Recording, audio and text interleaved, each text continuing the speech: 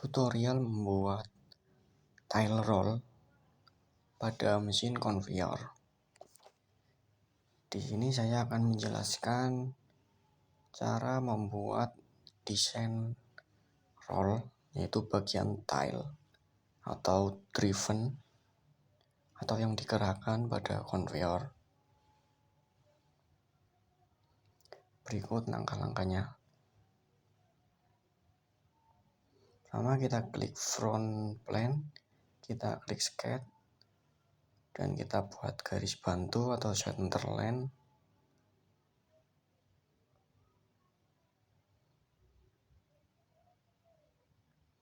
Setelah itu kita beri dimensi sepanjang 950, itu panjang total rollnya. Di sini saya membuat komponen pertamanya yaitu pipa, di mana pada saat pembuatan roll ini terdapat 3 komponen. Yang pertama pipa, yang kedua flank, dan yang ketiga shaft. Nah, di sini saya akan membuat pipanya terlebih dahulu. Ya, tarik garis ke atas. Di sini saya membuat dengan diameter 76 karena saya menggunakan raw material, yaitu menggunakan pipa schedule 40, dimana untuk diameter rollnya itu 76,3. Nah, untuk sampingnya kita buat 37.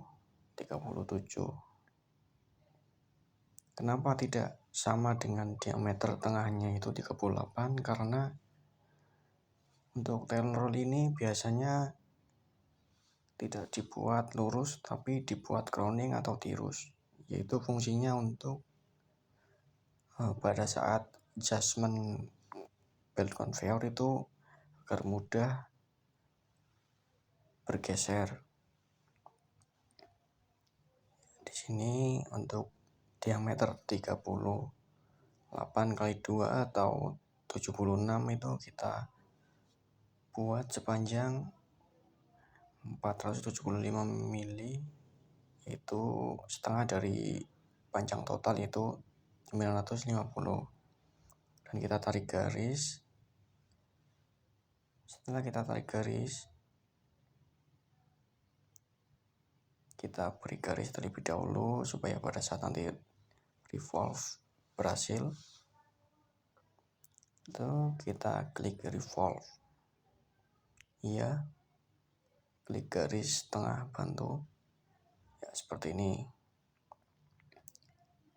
Setelah selesai, kita klik pada sisi sebelah kanan, kita sketch, kita buat di sini lubang sesuai dengan raw material, itu pipa SCH 40 dengan diameter 2,5 in. Itu pada katalog itu tertera 65,9. Kemudian kita extrude full total, kita klik drop all, kemudian centang, oke, dan kita save. Kita buat folder pada dokumen, kita buat new folder. Ya, saya namanya foldernya konveyor. Dan masuk ke folder konveyor, kita new folder, kita buat nama roll, ya, atau tile roll. Itu kita masuk pada folder tile roll, kita save untuk part pertamanya, yaitu dengan nama pipa, ya, karena ini adalah part pertama, itu saya membuat pipa.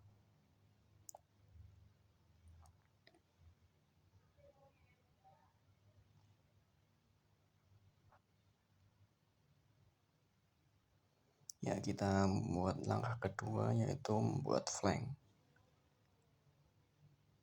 Oh ya, pada pembuatan part pipa tadi ada yang masih kurang, itu kita harus membuat lubang pada setiap sisinya untuk dudukan dari flank. Yang kita buat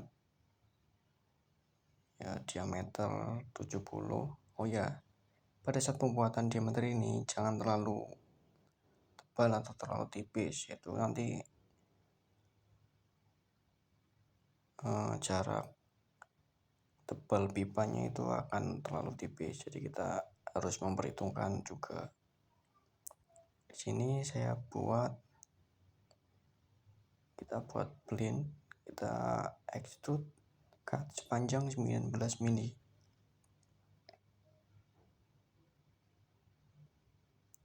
Kemudian pada sisi sebelah juga sama, kita seket, kita ambil diameter 70.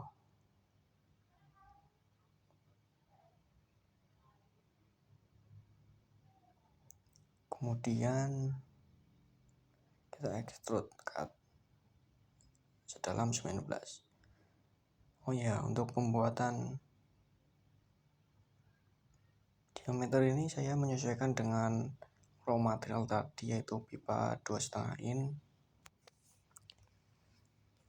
dengan pipa schedule 40. Anda bisa melihat di katalognya, bisa cari di internet banyak. Kemudian ini untuk part 2-nya membuat flank. Kita buat tadi dengan diameter 70, kemudian kita extrude 14. Kita lubangi lagi. Itu untuk lubang shaftnya kita buat diameter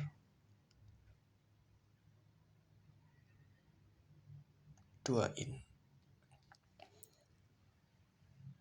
Kalau terlalu besar kita buat dengan diameter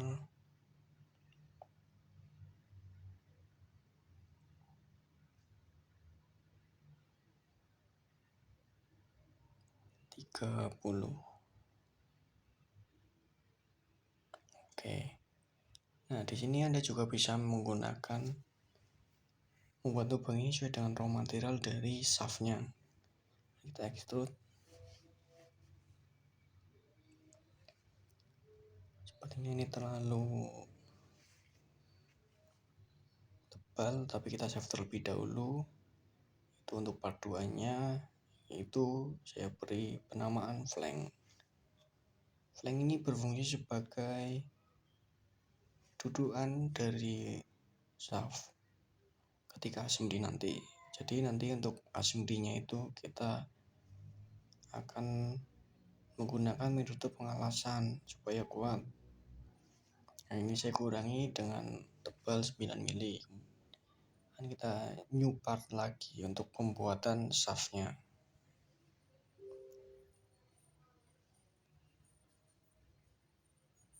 Kita untuk buat shaftnya kita menggunakan diameter 30. Itu ini untuk shaft bagian tengahnya kita extrude sesuai dengan panjang dari roll tadi.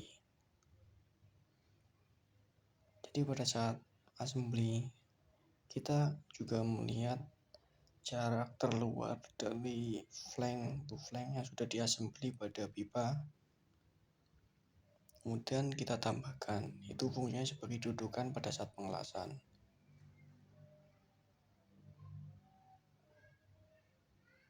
Karena itu juga salah satu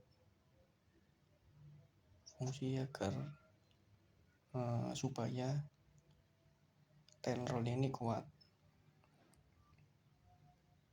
Sini saya buat 940, hasil dari perhitungan tadi itu menentukan panjangnya. Kita buat shaft dengan diameter 20, kita extrude.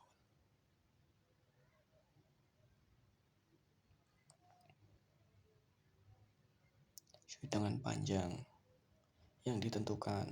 Kita tentukan yaitu panjang di sini 70. Oh ya 80. Oke. Yang sebelah kita sama. Oh ya, untuk tail roll ini itu merupakan tail roll itu merupakan driven atau yang digerakkan.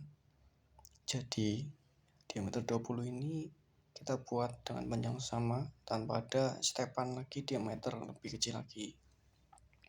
Fungsinya diameter 20 ini untuk dudukan dari piring pada saat assembly di conveyor. Oke.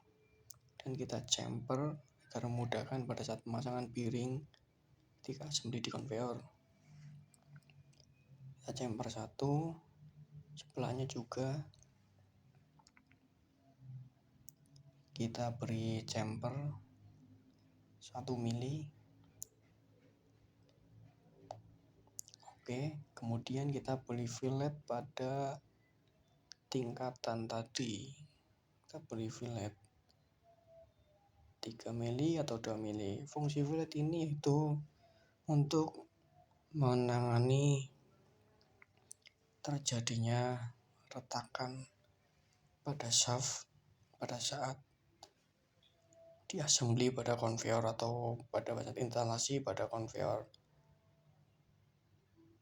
Karena bagian ini sangat riskan ketika tidak diberi fillet roll akan mudah patah. Kemudian kita masuk ke assembly. Kita insert komponen, kita masukkan part pertamanya yaitu pipa. Kemudian insert komponen, part kedua flank. Ya, kita assembly.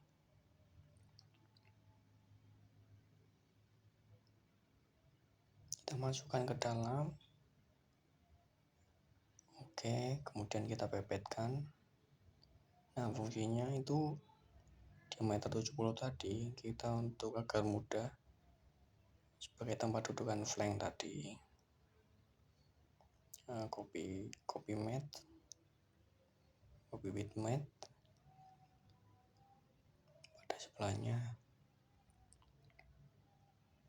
Oke. Kemudian setelah selesai kita centang.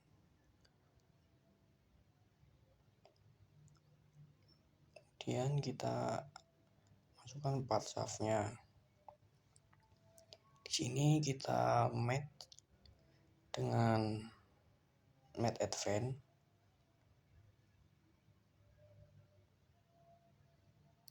Kemudian width kita ambil posisinya agar supaya center antara shaft terhadap rollnya.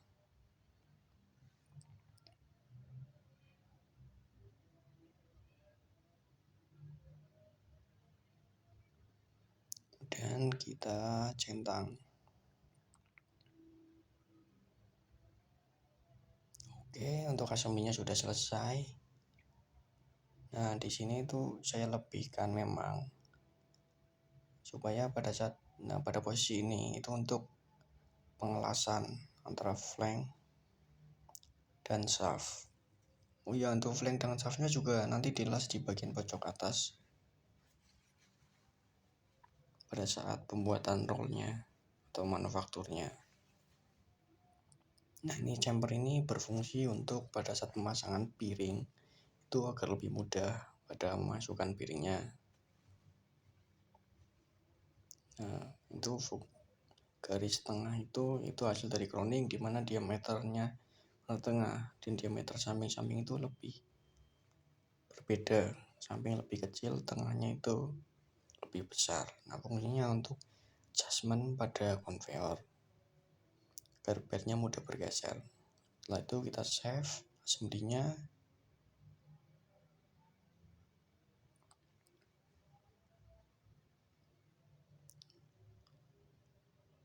Oke, selesai. Ya, begitulah cara mendesain tail roll pada mesin conveyor. Sebenarnya untuk head roll itu sama. Terima kasih.